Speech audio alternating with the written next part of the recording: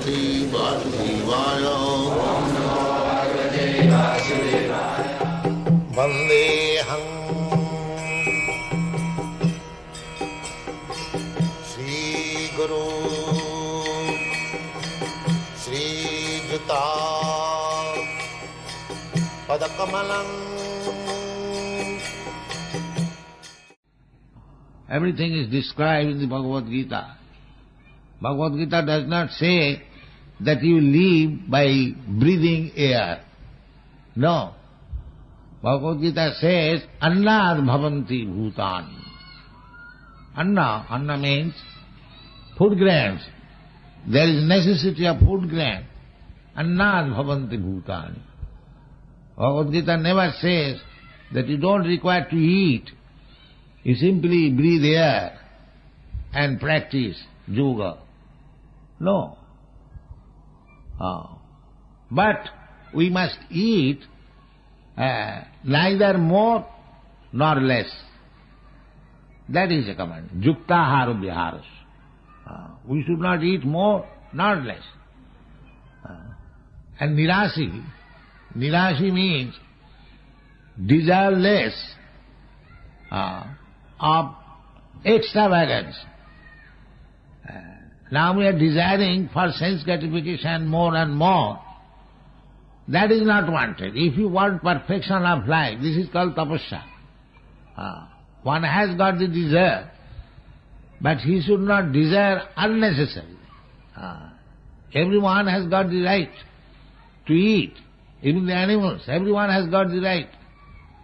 But because we are desiring to enjoy more, therefore we do not give the chance to the animals to live properly, rather we are trying to eat the animals.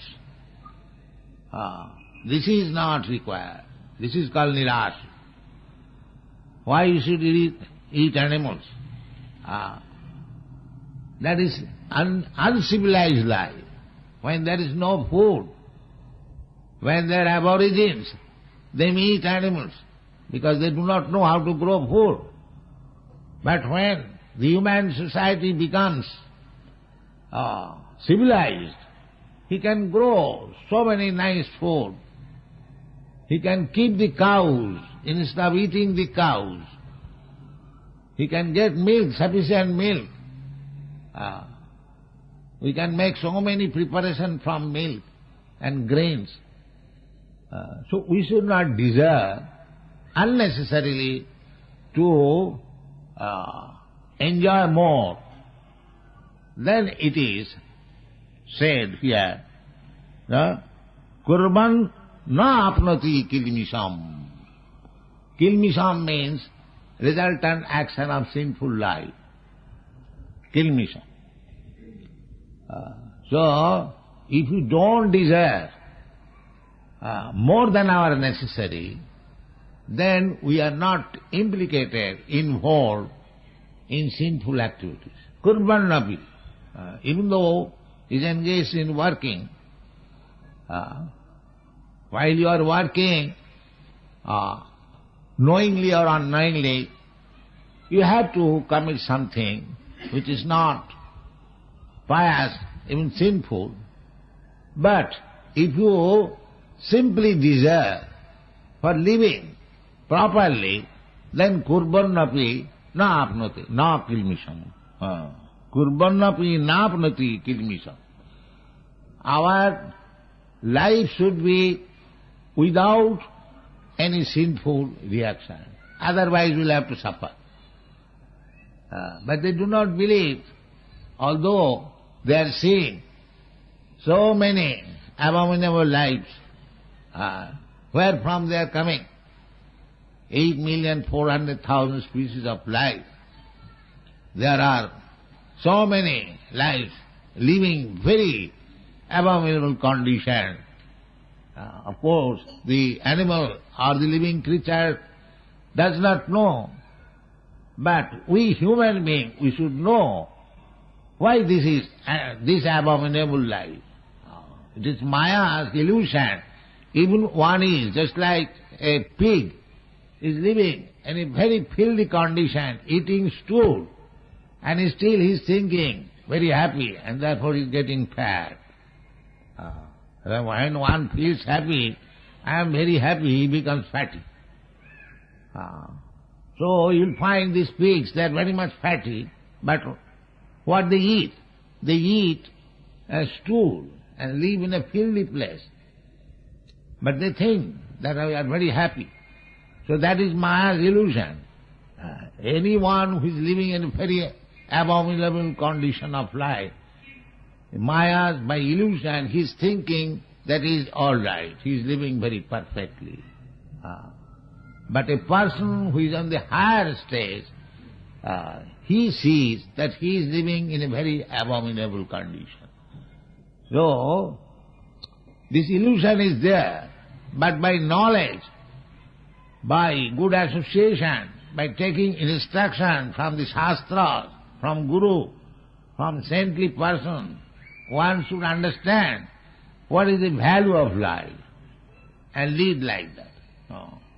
So this is instructed by Krishna, that nirasi, one should not be unnecessarily desireful more than his necessities of life. This is called nirasi. Nirasi, another meaning is that not very much fond of material enjoyment.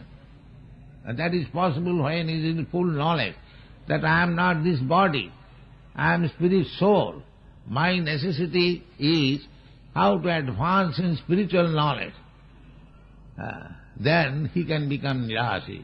These are the items for tapasya, austerity, penance.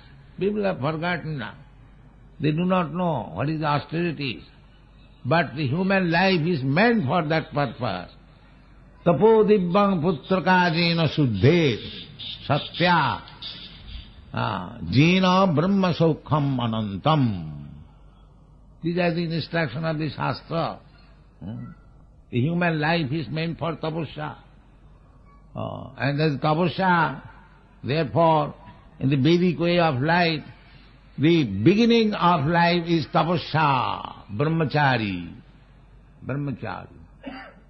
A student is sent to Gurukul for practicing brahmacharya. This is tapasya. Not comfortable life, lying down on the floor, going door to door for begging alms for Guru. But they are not tired because they are children. If they are trained, these austerities, they become to practice. They call all women, mother, give me some alms. And they come back to Guru's place. Everything belongs to Guru. This brahmachari life, this is tapasya, tapodibbam. That is Vedic civilization.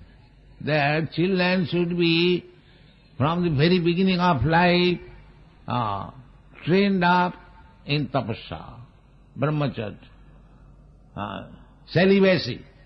Brahmachari cannot see any young woman. Even the Guru's wife is young. He cannot go to the Guru's wife. These are the restrictions.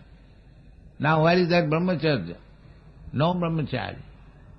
This is Kali Yuga. No tapasya.